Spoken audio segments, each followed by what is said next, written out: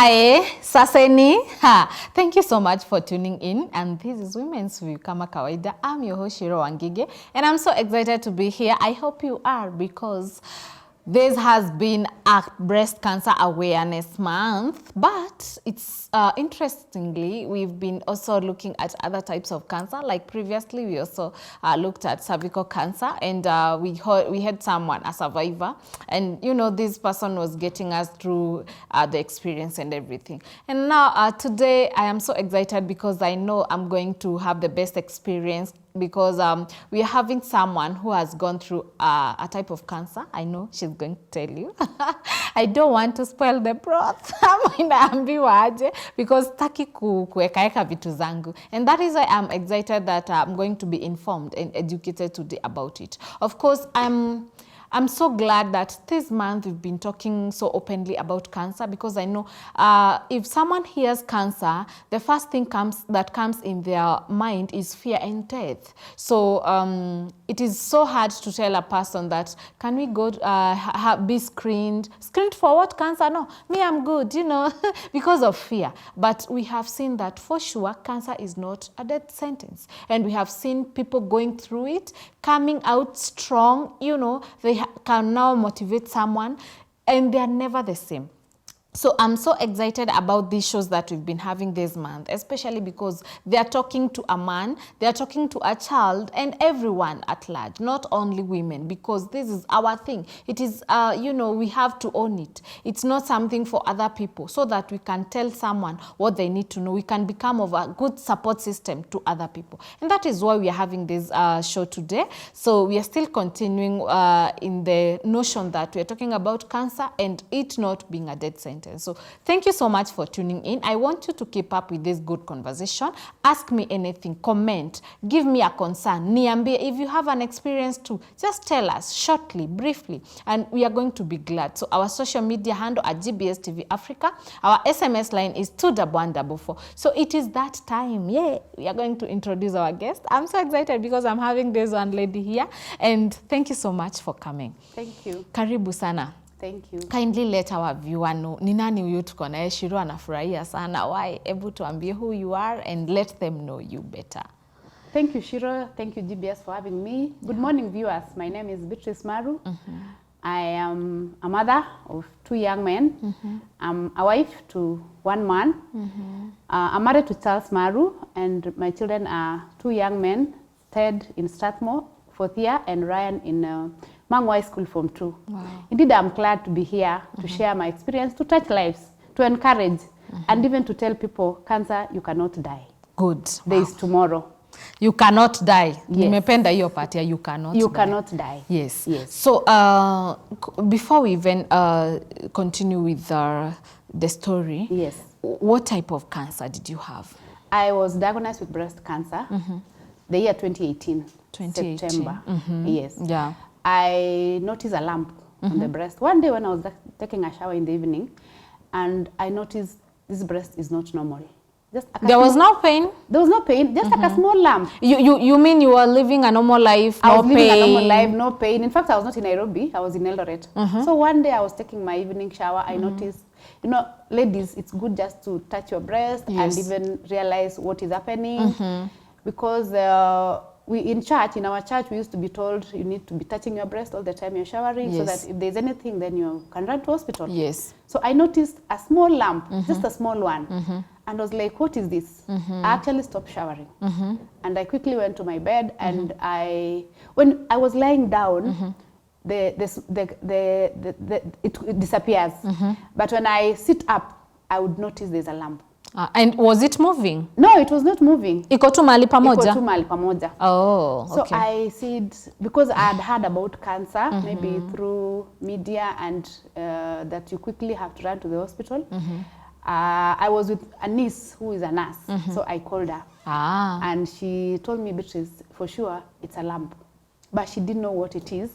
So she told me, for young girls, the lumps can be there. But sometimes it's not cancerous. But I'm not saying yours is cancerous, but it's good to find out from the doctor. But it is there. It is, but it is there. Sasa kuna hii, wacha hapa niulize. Sometimes kuna ile texture Yeah, your breast. Yes. Sometimes you feel like it's bumpy. Yes. Unataka kumaanisha haka kalam mtu anaona it's different from the bumpiness and the normal texture of your breast? It's very different because when you touch your breasts keenly, you will notice it's not normal. Yeah, you will realize quickly. You will actually realize quickly. And I think the best is just to visit the hospital. Yes. Because again, you can't be your own doctor. Yeah, you can't. You can't. So the best is just to go to the hospital, then you're told what to do. So I quickly, actually, that night I was not able to sleep. Yeah. Having in mind I was in Eldoret, my family was here. I shared with my brother-in-law, I was in his home. And he prayed with me, and I told him, now tomorrow I need to go and see a doctor. So in the morning, we quickly went to Eldoret to see a doctor, but there was a delay. The doctor says, I think he was the only doctor who could be seen. So I was feeling, no, let me go back to Nairobi. So I came back to Nairobi. So there's something that pushed you? Yes, something was pushing me because yes. I know when you don't know what it is and it is cancer, the more you delay, the more it goes. Na huwa ina develop haraka sana, very fast. so they say. Can you imagine this lump? I was feeling it for the first time, yet it was very big. You it mean? has grown inside, yes. So ukisikia wewe ni kadogo? Yes, it was very small.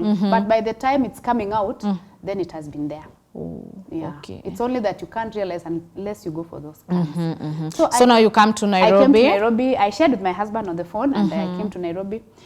When I came to Nairobi, the first doctor you think about as a woman is the gynecologist. Yeah. You don't know any other doctor. So the following day I went to see my doctor, gynecologist. It's called Dr. Keegan. So Keegan says we need to do an ultrasound. So in the same clinic, there's a place for ultrasound. So I was taken to the room. The man who was doing it felt like, who did you come with? I said, what is the issue? He said, this thing is very big. You know, he talked without knowing. Okay. Yeah, so I told him. Did he think maybe you had known before? It was something you already I think know? he got shocked. You know, as a human being, when you're on that screen, you can get shocked. Yes. But as a patient now, I composed myself. I said, I came alone. So he says, I said, what is the issue? He said, no, the doctor will explain. I said, okay. Okay, what was in your mind? Because this time, I imagine, hata hizi test huwa tunaenda. Yes. Sijui go, uende for screening, But you see, when there's a lump, it's different. That's what I'm very saying. Different. What, ulisikia aje? No, see, were you anything, shocked? but this guy said now it's a big one. So I got shocked. So it confirmed to me that it could be cancerous. So I went to see the doctor immediately, the same doctor. So the doctor says, Beatrice, this lump is very big. We have to send you for further tests. I said, I'm ready. Where? That was around 4 o'clock. You mean you're not? Yes. No, we are not sleeping. Where are we going? No, I was composed. I said, where? Wow, that he was said, nice. Just across the road, there is a doctor, somebody at KMA Plaza. He'll be able to see you, and the results will come out, and we'll know what it is. So this kind of test ni nini? Ni gani? FNA, it's called fine needle. Okay. You just remove the fluid. The results comes out like a day. Okay. It's a fast one. So I said, it's okay, doc, please write for me. So he writes for me. This time you're alone. I'm alone. The doctor has, the person. Of course I cried, but I was alone. But I told God, you're with me, and I was composed. I said, even if I call my husband, the traffic and the time wasted, I said, let me just proceed. I would rather just proceed rather than sitting here and waiting for him to come. Yeah, but at that point, my gyno didn't tell me anything. So he says, just go see that doctor, and he'll be able to get us the results tomorrow, and we'll be able to. Okay. So I quickly went. I didn't get the doctor. I got a lady in that office, in that clinic, and she says, I want to do it. I said, no. I was told Dr. So-and-so will do it for me. No, I didn't want to be messed up. Yes. So he says the doctor will come in, I think it was on a Wednesday, tomorrow morning. Tomorrow morning. Tuesday. So I said, I'll be here with my husband. So we came. When we reached there, the doctor was there, and the doctor said it's a very simple procedure. My husband was proceeding to Kabarak for a job. So he says it's a small procedure, we will finish, Beatrice will come for the results tomorrow. Okay? So I told my husband, so I finished the FNA. It's just a needle, just a 5 minutes thing. So he says the results will be out tomorrow, Beatrice can come and pick the results. I told my husband, you just go to Nakuru. This thing is there's nothing. I can't stop you from going to work. Beatrice, at that moment. I don't know, God gives you another grace that you don't understand. Wow. I do not understand. I love that part. Until the day I was receiving those results. So at night, my husband is gone. I went to WhatsApp group. We have a WhatsApp group of friends. It's called Jewels. We are 12. Then we were 19 in that group. So I did a message and say, I got a lump. I went for a test, picking my results tomorrow, but I'm fearing to go. Who is available? All my friends says they are available. Wow. The 19 of them? Yes. Don't tell me. Three of them, they work in Kenyatta, just very nearby. And you know, that's a good support system, I mean. Yeah. Wow. So we met there at 9 in the morning, Wednesday, to receive the results. But we didn't get the doctor, we got the lady. So the lady says, you've come for Beatrice's results? He says, yes. So he says, come. So we went in with the guys working in Kenyatta because them they are medics. So the others are left at the reception because we were many. So this lady says, actually the way you give somebody news was not the best. Okay. And I think going forward, people should learn. So the lady says, we need to do more tests. I said, why? So she says, the cells turn out to be cancerous. Just on the face. Okay.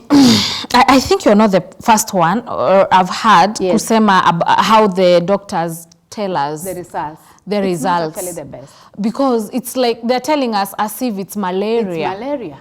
As if unajua, you and know, they don't know somebody can just faint and go. Yes. Cancer. Yes. Yeah. Because I felt they would have spoke to your friends who already know this whole thing. Yes.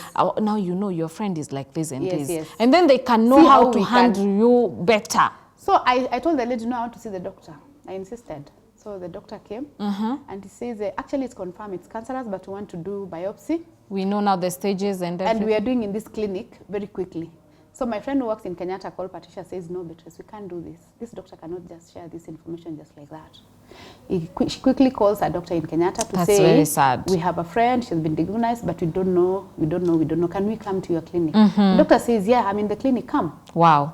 You mean Mungu alikuwa anapanga tu vitu zako. Everyone who you needed to see was available. And the support system was there. Wow. So we quickly rushed with the results to Kenyatta to see a doctor, private Doctor's Plaza. The doctor says, who is sick? Of course, we were all modeling around. Now wait a moment. Who is the patient? Nipeleke pole pole Beatrice. You mean mumebebana? Sisi wote. The day was yours. The day was mine. In fact, I left my car there. Because because now I was not able. Yeah, they have to take care of, we know this is our own. So we were all there. So Sasa Amanda, these beautiful ladies now. Now the doctor is wondering, Patricia, who is the patient or it is you? Why am I laughing at say, it? No, it we don't have a patient, but Beatrice has come to see you. Now Beatrice comes comes to see the doctor. Now alone or now with... I went now with my friend and the doctor to the room. Now we gave out the results. The doctor was very good. He told me, Beatrice, you know we cannot say at this stage you have cancer. But it's very important we do more tests so that for us we know. Yeah. I said, Doc, can you tell me the truth? He says, Beatrice, no. We are going to do a test. We are going to either admit you or you go as you come like 3 days. I said, no, admit me now. Beatrice, who ni patient mugani? Are you laughing with me, my viewer? Admit me. Admit me now. The first woman I've had saying admit me. Because now really, even if I say I go home, will it change? What am I going to bring from home to be admitted? Nothing. I told Doc, in fact in hospital, people put on hospital clothes and they are okay. Please admit me. So he says, which hospital? I said Nairobi Hospital, it's the nearest. So he says, now at that point he says, Beatrice, now, the reason why I'm admitting you. What is the reason? I'm admitting you because we need to check whether this thing is there. And if it is there, we have to do a scan of the chest to see whether it has gone. We have to do a scan for the abdomen to see whether it has gone. At that point I said, umesema? Sasa ndio imeanza kukuhit. Yes. So I told Doc, it's okay, admit me. But I was telling God, kama iko, ikue tu kwa hiyo matiti. Hakuna mahali pengine. You see, now I didn't have a choice. It's like the doctor amejua iko. So actually he wants to confirm ama ime spread. Yes, kama ime spread. That was the message. So I'm asking the doc, how long will it take? He says 3 days in hospital. I say I have no problem. Wacha tukae. Wacha tuende. Okay. So now this time, yes. you mentioned you have 2 young men. Yes. Wako shule. Wako shule. That time wako shule. Wako boarding. Wako boarding. So it's you. Actually, interestingly, my son in class 6, then Ryan, we took him to boarding in September, and it's at the end of September is when I got the lump. So ni kama God was preparing Yes, God was everything. preparing. Beatrice, God loves you so Yes, much. yes. So at that point now, we went with my friends for lunch. We went to Java, Allingham. We had lunch. This is a person who is getting admitted. No, my friends were telling me, Beatrice, lazima tukule lunch. Hakuna vile Hakuna tunakuacha vile huku. tutaenda hospitali na tujakula. Some of them are not surprised. Mbona tunakuacha? Why are you saying you want to be admitted? No, no, no. You know, most of them are medics, and most of them, like Patricia, the mother, was diagnosed with cancer. Another friend of mine knew about cancer. So they were actually quickly wanted to move with me to hospital. Okay, okay. So now reaching the hospital, we went through the process of admission. I was admitted. Now my friends started going one by one. Then we called close family friends. Of course, they came. At that point, my husband is in Nakuru. Nakuru. Umemwambia? Nimemwambia nimeadmitiwa. According to him, now the way I see you are strong emotionally. Yes, I was. What about him? He was not bothered? No, he was not. He was not strong emotionally. He came. Oh, okay, okay. He came. So when you told him now I'm being going to admitted, he came. Okay. He came the same day. He arrived at night. Yes, yes. So when he arrived, so my friends quickly left. A few of them remained, family friends, to wait for him to arrive. So one of our friends was like, no, I'm strong. I will be able to receive Charles. Let me tell you, when the man arrived, he cried. He was not able to. He said, it's you in bed, in hospital. Why? I said, I've been told that I was diagnosed with cancer. They want to do more tests. I said, how? He didn't talk. He cried, he cried, he cried. We stayed in hospital until around midnight. I told him to go. Because now. So he left. But anyway, luckily the same night the scans were taken. Both the scans were taken at night. Now in that machine, you know, in hospital, things are very interesting. You enter into machines that you've never seen. You think you might not come out. So I told God. They are big. They are big. And you put inside the whole body. Oh God. And you are left alone. Ni kama cave. Yeah. So I told God, I am here. I cannot say I don't have cancer, but I am asking you, kama ikwe tu kwa matiti. Na uitoe. Because I know if it is in lungs, what happens. So I went through the scans. Anyway, quickly, after another 3 days, the results came out. First, before the results came out, I was very anxious. When the doctor comes, he says, bado utakaa tu siku kidogo. I said, doc, just tell me, if it has gone somewhere else, niambie tu. Don't just beat about the bush. He says, no, Beatrice, we are still waiting for results. 3 days. So finally, the results came out, and so still your husband is yes, there for yes, you. we are all there. With He's my broken, friends. but He's broken, but coming. Unajua, imagine you know How now? A very active girl. Juzi tu tulikuwa tunacheka na wewe, and then you just come from Eldoret. And no, a very you active know. girl, you know. Thank you. Yeah, Like so- he can't Yeah, imagine. he was not, you know. So anyway, we quickly got the results. So you got the results. We got the results. So before you tell us what the results were, I want us to take a very quick break, you know. Yes. Then we come back to do what were the results. What were the results? Yes. So viewer, let's take a short break and then we come know what were the results. Thank you.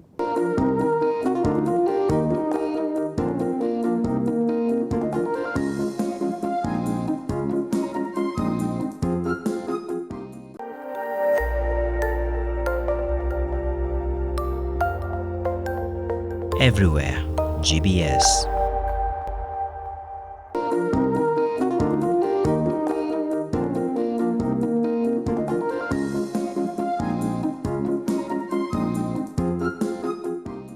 Welcome back, my viewer, and thank you so much for tuning in. Yes, we are here with Beatrice, and she has been giving us the journey to how she came to be diagnosed with cancer, and now at this moment she has told us she's even in the hospital admitted, and we can see the strong person behind her. I don't know who that is, but I can say she was strong in this at this point, because it needs that. I think that's what is needed. Many people do not know how that person comes, the stronger person in you, but God gives you. It's You said God's that. grace. Yes, yes. Yeah, so keep up with the conversation. Bado tunaendelea. Our social media handle at GBS TV Africa. Our SMS line is 21144. So this time, Beatrice, Yes. umetuambia results zimekuja. Yes. We are also eager to know. Yes, now when we did, the results came out, but now when the results come out to confirm it is, the results came out for the scans that it was only in the breast. Now the next stage to be done is something called biopsy. You take some piece of that lump take it to the lab so that they get to know the stages, the type, such things. So now iko tu kwa breast. Iko tu kwa breast. At least Yeah, I was relieved.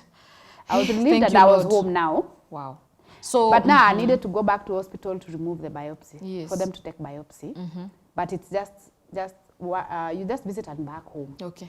At this time I'm back home now, everything is dark.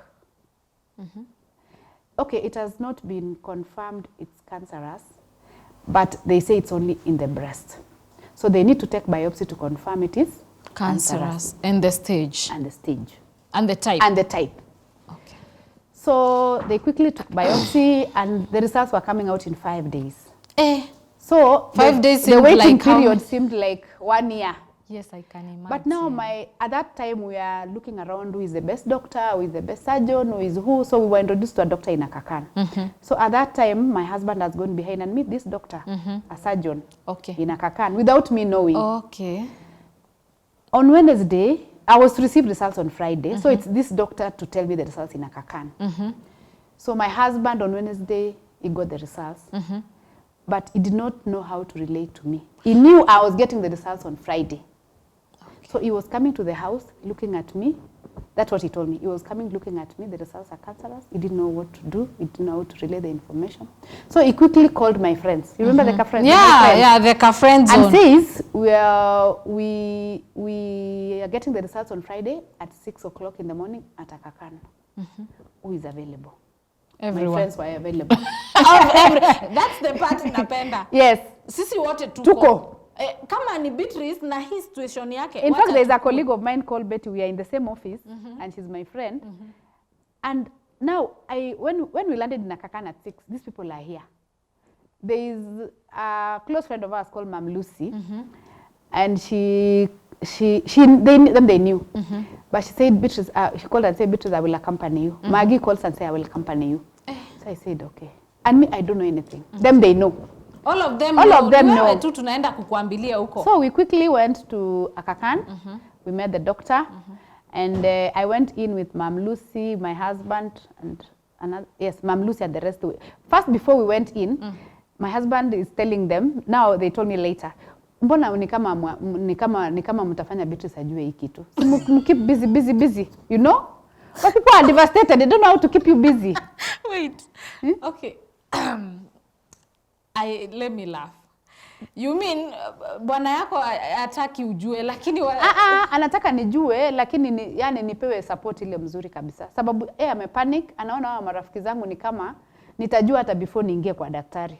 Juu na wao ni kama pia walipanic. Walipanic. So but anawaambia si keep Beatrice busy mpaka daktari akuje. No, they don't know how to do that. How will they keep me busy? And all of them they know. Ni wewe tu? Ni mimi tu. Okay, let's go now to the doctor. Yes, now we went to the doctor. I lied. He checked on me. He saw the scans. Before I lied in bed, I saw the report on the desk. Positive. Okay. I said, okay. So the doctor bado anataka kupiga story. I said, doc, please niambie. Don't say this scan. No. Niambie yenye iko. Me have seen positive. Sasa hiyo ingine nieleze vizuri. Yeah, so we went to bed, akaangalia, he says, Beatrice. No, before we went to bed, now he's breaking the news on the table. You've been diagnosed positive. Your cancer, the cancer is positive. Akinililia. I cried. I told the doctor, I'm not crying because I've been diagnosed positive. I'm crying because of my mother. We lost our dad some times back, and my mom has been a pillar to us. She had gone through so much. When she had gone through surgery of hip replacement on one leg, and she had issues on the other leg. And really, my mom was looking up to me. I'm a second born in our home, first born girl. She was looking at me those ones of, you are the only hope we have in this family. Yes. So I told the doctor, I'm crying not because I'm sick. I know I'll be treated, I'll be fine. My point is, how will my mom get the news? And it's not something you and can say wacha tufiche. Mtaficha namna gani? Awezi. So I cried. So the doctor So says, that time your husband is there, everybody, your friend. yes, my friend is there, Mam Lucy is there. So I cried. Then I told the doctor, it's okay. So the doctor says, we can wait a bit before we tell Mom, maybe like a week 2 weeks or 3 before we tell mom. I said it's okay. Now, at this time amekwambia ni positive end stage? Bado. Okay. So he says twende kwa kitanda, so akaniangalia. So these surgeons are very interesting. He says Beatrice, hii kukata matiti ni rahisi sana. Yani he thinks it's just something simple. He says at my reception I have 2 girls, they don't have breasts. Na hukujua? Sikujua. Yeye anaongea ni kama ni kitu rahisi sana. Then I was Wewe not comfortable with that doctor. So he says, I can take you to theater and we finish this thing. I said, no. Right now? Yes, I said no. Yani Betty vitu zako tu zilikuwa zina. I said no. So we went back as family and friends. We went out. We had a talk. So we agreed. So he says we have to go back to Nairobi Hospital and do the staging and the type using the same sample. Okay. So that thing they didn't do it. So we have to go back. Okay. So at Nairobi Hospital, we were introduced to a doctor by the name Angela Waweru. We are still moving as a group. And, thank you. That group, thank you. Yes. You go back and tell them Shiro says thank Yes.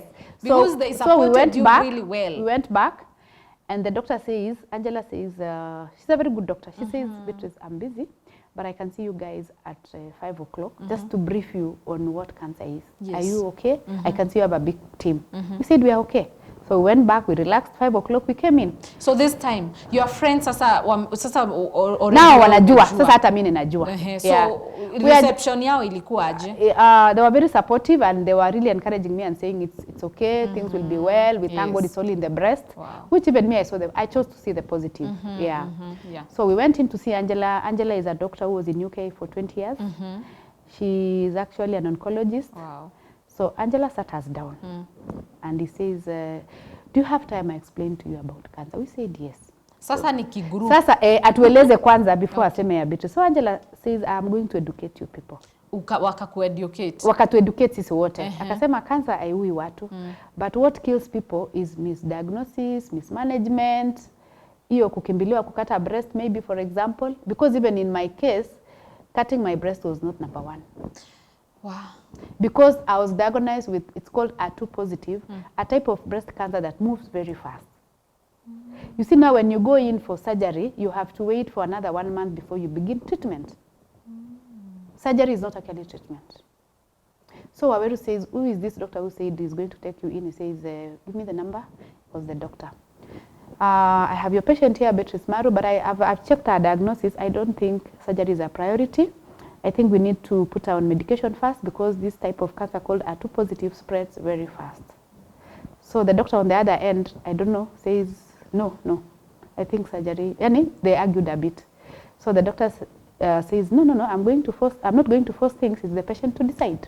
So now, you know, because I thought you had to go through some medication before surgery. That was Angela's Waweru's information after knowing the type of cancer. Huyo anataka tu ende atoe. Si sasa anataka kwa chief target. Si ni surgeon. Hata hajajua stage, hajajua hata type. Yes. Hajui hata after surgery what kind happens. of medication. Yes, because oncologists are actually the one to treat you.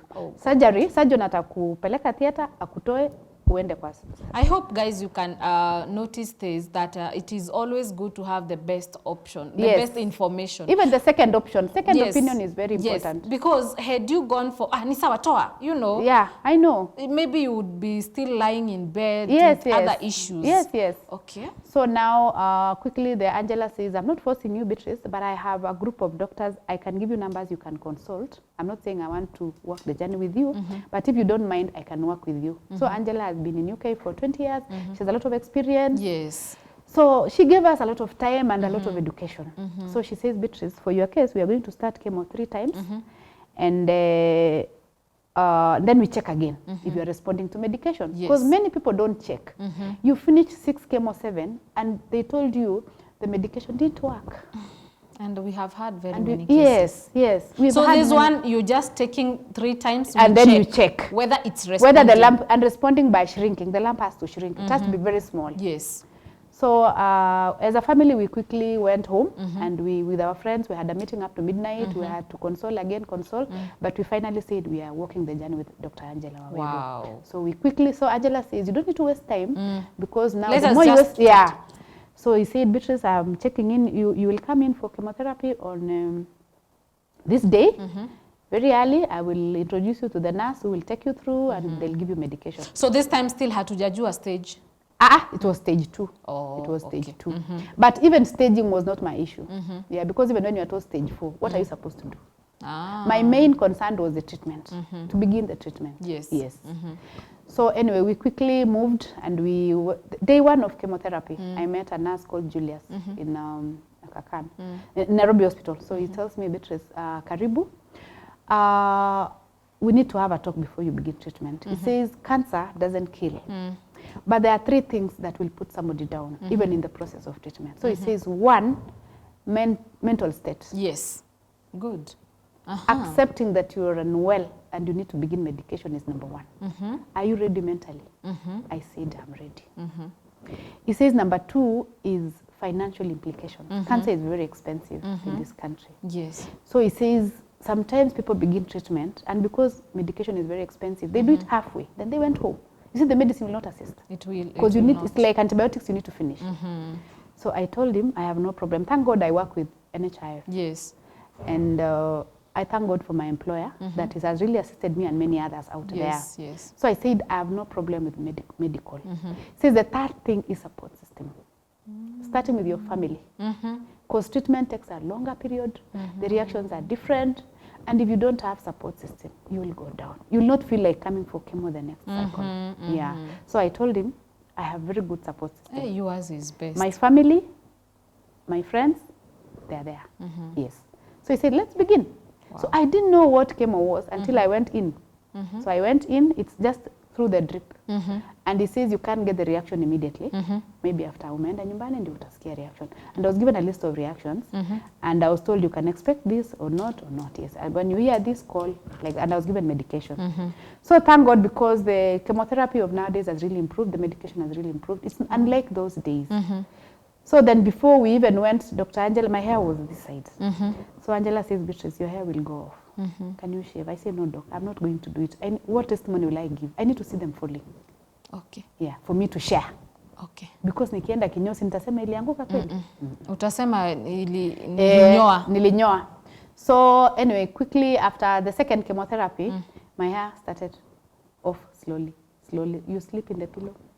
You go to the bathroom until my head was like this. Okay. Yeah, so I did. But you were ready? I was ready. I was prepared. So I took 3 chemos. Actually, the reaction were not so bad. I used to feed. I was told to really feed. I have a friend called Rospella. She's a nutritionist. She told me, Beatrice, feed. Just feed. And she could get you through. Unakula hii na hii. Feed. You eat everything. In fact, there was nothing that we told don't eat. Eat everything.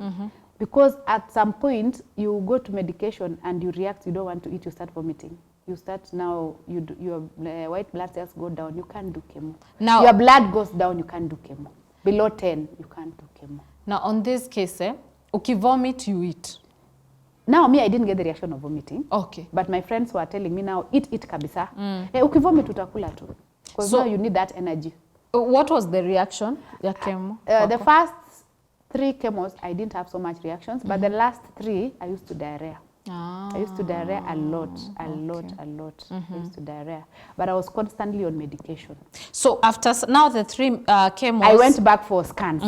And the lump had really shrunk. It was very small. Wow. It was very small. So how many chemo did you go through? I did 6. Okay. So at this point, as family and my employer, I went to India. Because they pay for us for India.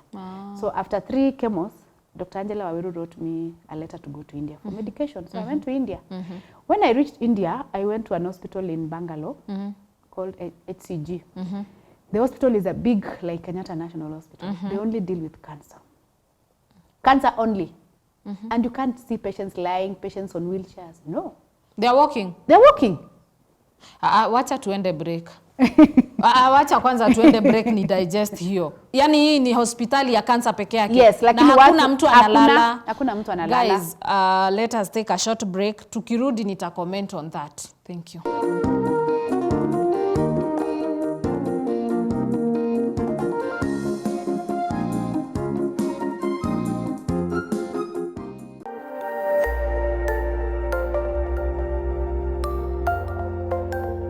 Everywhere, GBS.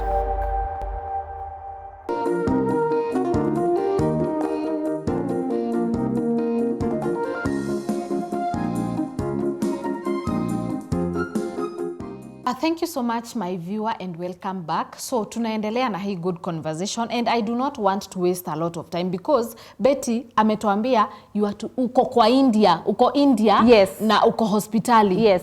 Uko kwa hospitali ya kansa peke Peke yake. yake. Hakuna A big hospital, Uh-huh. a big hospital. And people there, you can't know they are even sick. Why? So I was asking the doctor, why? Us from Kenya, we look, we are so sick. Yes. So he says, no, here, first, India, they've, cancer diagnosis is done very early. They've created awareness. Now that people come to hospital their medical bills are also taken care of, part of it by the nation. government. Yes, so really coming to hospital, they just come early. Okay. So he says, and we have made cancer look like any other disease. Okay. Yeah, so that's what we learned there. So hapo ukapona kwanza. Nikapona kwanza, the reception and the environment. The reception unapona Napona. tu. So anyway, I quickly went in for surgery to remove the lump because again it was getting very small. It was going to move to somewhere else. Oh, I so did my it doesn't surgery. have to get too small. Yes, it doesn't have to get too small. Itaenda mahali pengine. Itaenda mahali pengine. Okay. So they removed the lump and I was there for like maybe 3 weeks. Okay, wait a minute. They remove The lump, not the breast. Okay. They removed the lump only. Hapo sasa sijui. Walitoa tu lump Ingebidi peke yake. utoe hadi sahi. Yes, I have my breast, it's here. Okay. Yeah. Now tunaelewana sasa. So they said in India, they no longer really remove the breast because now when you remove somebody's breast, self-esteem goes down. You go to the bathroom and you find that you only have one. You know, at that point you're asking yourself, what is this? But equally it's still okay for It is a still person mwenye the lump haiwezi tolewa peke yake. They try their level best just to remove the lump. So if there is the a lump case that they doesn't- have to remove the breast, they say it's a small number. In their country, it's a small number. Yeah. Okay. So they removed the lump. We came back to the country. I continued with my chemos. The 3 sessions I finished. I continued with Herceptin, 18 cycles. And I finished my treatment 2019 July. So this was 2018 2018 September, and then 2019 July you yes, we done. also went through chemotherapy. Yes, chemotherapy is where you go through a machine. Wanachomelea hapo, those cells which had remained, they are killed completely. Radiotherapy or chemotherapy? Radiotherapy. Yes. So I went through. Wanachoma hiyo part, yes, hiyo part peke yake. Yes. To clear all the cells, the bad cells. Yeah. So yako ilikuwa hormonal, genetic? Yangu ilikuwa hormonal. Yeah, so I'm actually on a drug to suppress the hormones now for 5 to 10 years. Yes.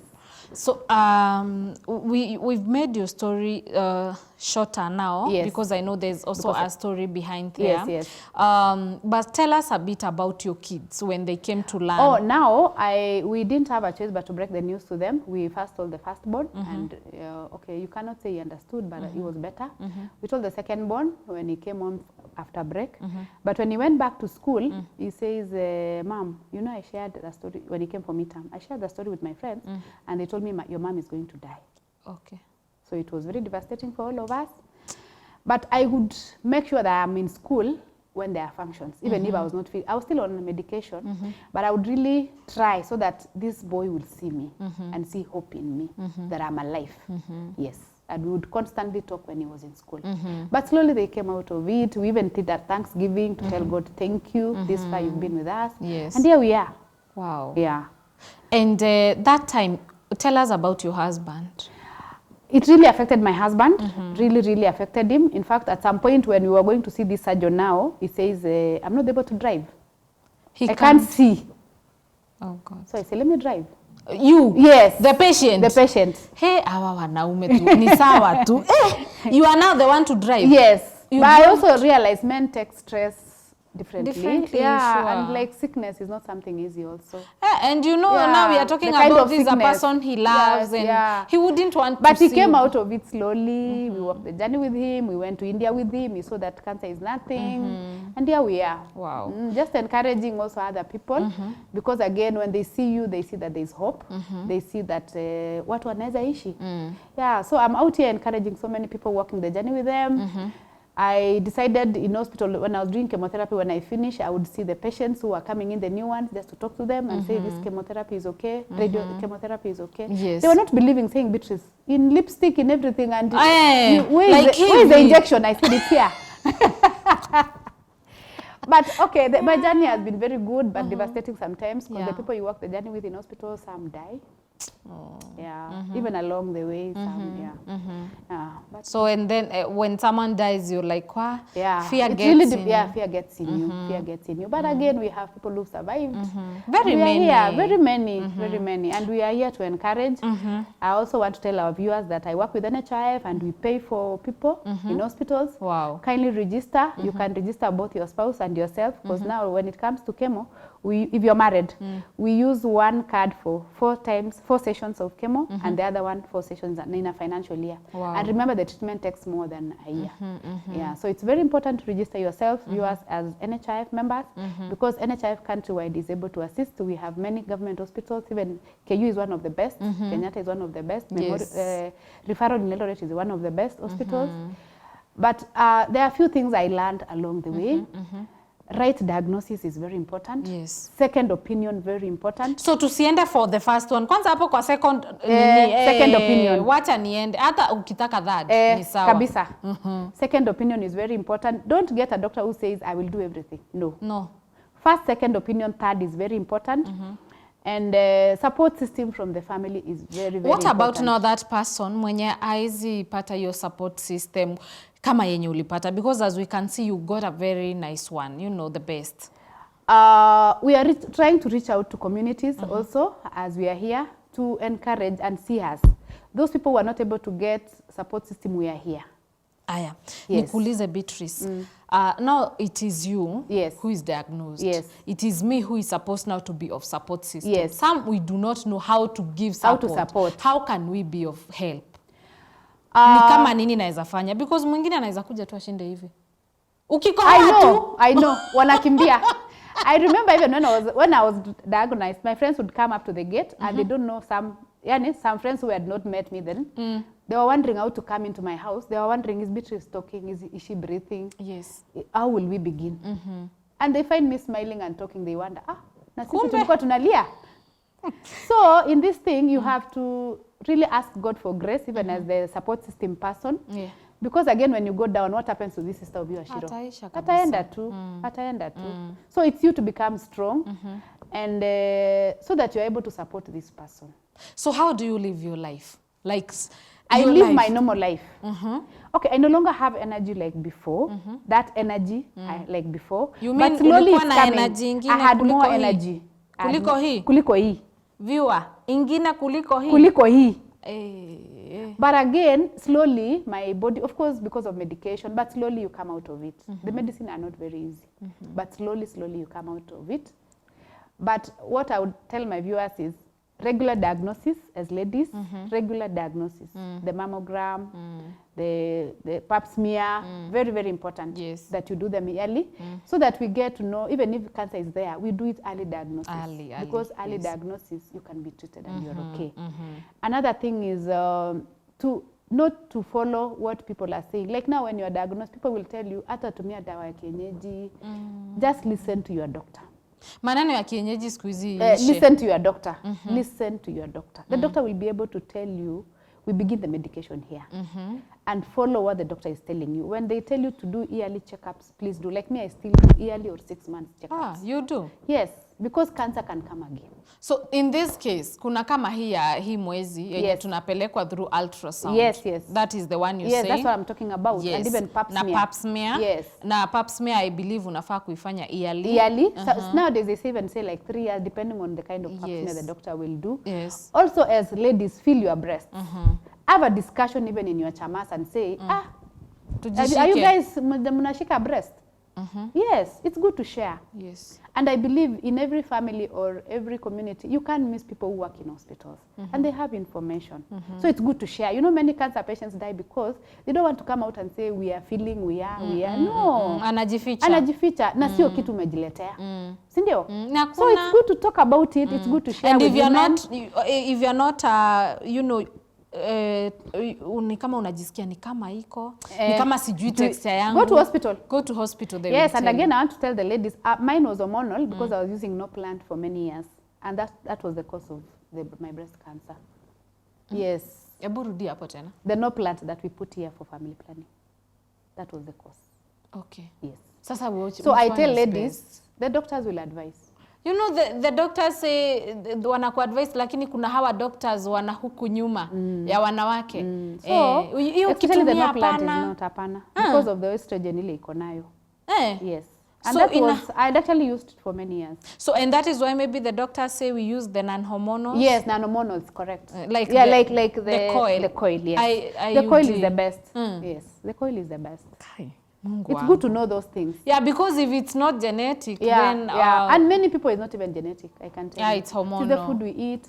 And also we need to keep exercise. We need to exercise. We need to regularly exercise. Yes. Not because of cancer only, because of many diseases. Yeah, you need to exercise, reduce the amount of sugar you take. Yes, you can eat everything, but reduce the amount of sugar you take. It doesn't, not because of cancer, but because of other diseases that comes with it when you get older. As you are young and you're growing old, the diseases will come. Yeah, so exercising is very important. When you say about, or you talk about the sugar, the amount of sugar we take, and then it brings me back to there are people who say that we should also reduce on the wheat.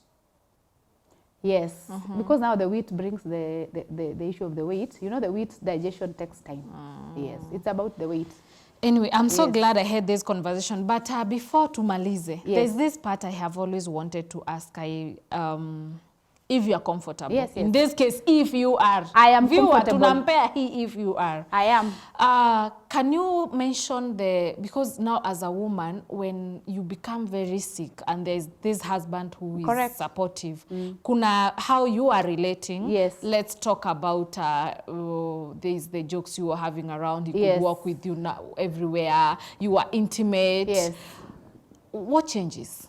Does your sex life change? And how do you have that talk as a woman? You know, we have to talk about these things. Okay, you see, when you begin medication, many things changes in your body, including your sexual life. One, you don't have the energy. Two, because of medication, your private parts gets dry. You can't even do sex. Okay. Yeah, completely. Yeah. And if you try, it's like you're being raped because of medication. And you can imagine the duration, almost 1 year. I can tell you I was off for 1 year. Hey, Apple. But the most important thing is to discuss. Yeah, because I'm now thinking about this person. Yes, it's to discuss with who this is already person. crying because my wife is sick. Yes, it's good to discuss with this person. To freely discuss. Because you cannot give in and you're not comfortable also. Yes. You discuss. As we were able to discuss, and my husband, I thank God, was able to understand me. It was not easy. So even he went through, he went with you through this journey. Yes, so hakuwa na shida. No, hakuwa na shida. Yeah, anataka bibi In yake fact, I apone. focus more on medication. Yeah. Nipone. Yes. So it's very, very important.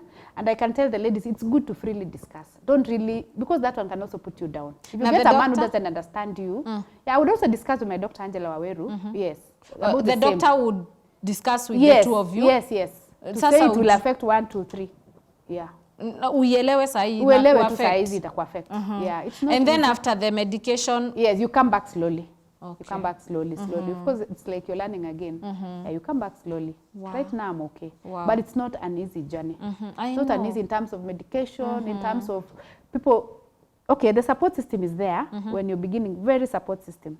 But with time, I told you you're human, Shiro. Yes. Watu wataanza kuchoka pole pole. kuchoka pole pole. Wanakuacha. But what I realized, I told God, you know what, one interesting thing, people will get tired, but God will not get tired. God will always be there for you. God will bring the right people along your way. Sure. Yes. So about sexual activities, you need to discuss with your spouse. Yeah. Because it's not really, even any other sickness, I think, Yeah. you may not be able to do it, even if you want. Yeah, you may not be able. You may not be able to do it. Tell us the last thing you want to tell the women, the woman outside there as we finish, because now our time imeisha. Yes. Yeah. Thank you. Women out there, I want to say, ladies, cancer is not a death sentence. First and foremost, you should realize yourself as a lady. When you realize yourself, many things will fall into position. First, you should love yourself. You should always try and live the moment and live like there's no life tomorrow.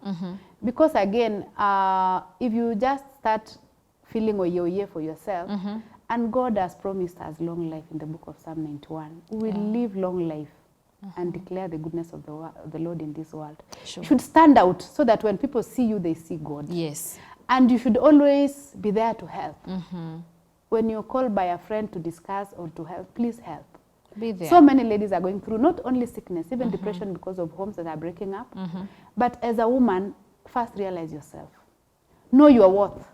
What are you worth as a woman? As a woman, before any other person comes to say you are worth this, what are you worth? When you realize all those things, things will just flow. And you will just... And you will just live, yes, to the fullest. You said actually stage does not matter. It doesn't matter. Because I have a friend, I told you she got cancer of the breast, then she got lung cancer stage 4. She was told to wait for her days. She's called Maggie Atieno. She's the one who came to encourage me. She's the one who broke the news to my mother to say I don't have a breast and I'm here. I was diagnosed with lung stage 4 and I'm here. Now your daughter? Now your daughter, we'll walk the journey with her. Wow. Yes.